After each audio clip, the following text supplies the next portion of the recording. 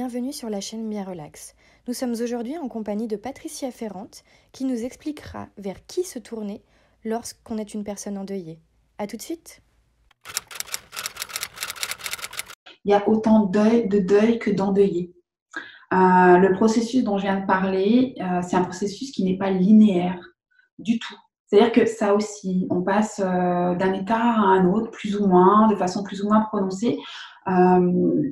Et que deux personnes qui vont vivre un deuil, par exemple, dans l'exemple de deux parents qui vivent la perte d'un enfant, ne vont pas forcément être au même endroit au même moment, ce qui rend parfois d'ailleurs les relations extrêmement difficiles. Donc c'est important d'être très vigilant et de suivre le rythme des endeuillés. Ce n'est pas nous, accompagnants, qui donnons un rythme, c'est l'endeuillé qui donne son propre rythme. Nous marchons à côté sur le chemin qu'il se fait.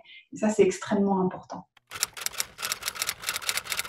Alors, je pense que c'est important de préciser que tous les deuils n'ont pas forcément besoin d'être accompagnés. Le processus de deuil, c'est un processus, encore une fois, qui est normal. Donc, si vous avez quelqu'un qui a un entourage qui est porteur, qui peut être présent, qui peut être à l'écoute, et ça sur la durée, peut-être que cette personne n'aura pas besoin d'être accompagnée autrement.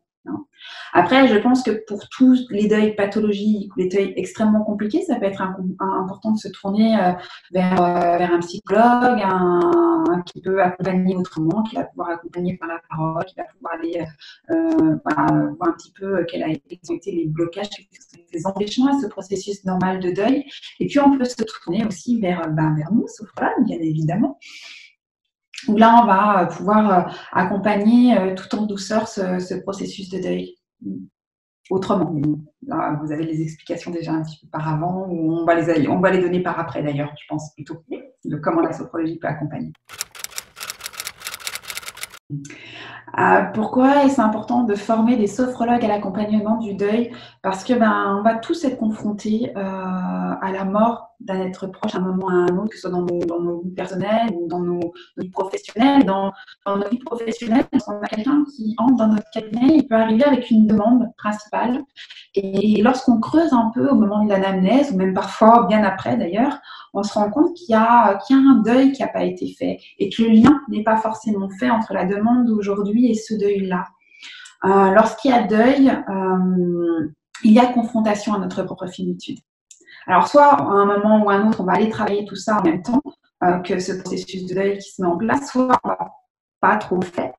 Et cette peur un peu, cette peur de la mort qui va s'installer, elle peut voyager sous forme d'anxiété, sous forme de crise de panique, sous forme de peur. Et vous pouvez avoir des gens qui vont arriver chez vous peut-être 2, 3, 4, 5 ans après en vous parlant de cette anxiété qui s'est installée ou de troubles du sommeil même qui sont devenus chroniques, etc. Et voilà, et pouvoir recréer du lien avec certains événements, ça peut être important de savoir après comment accompagner. Donc, je pense que c'est très important que tout le monde sache un petit peu comment ça se passe et ce qu'il en est. Si le profil de Patricia Ferrante vous a intéressé et que vous souhaitez en savoir davantage à propos de sa masterclass, rendez-vous sur le site bienrelax.com. À bientôt!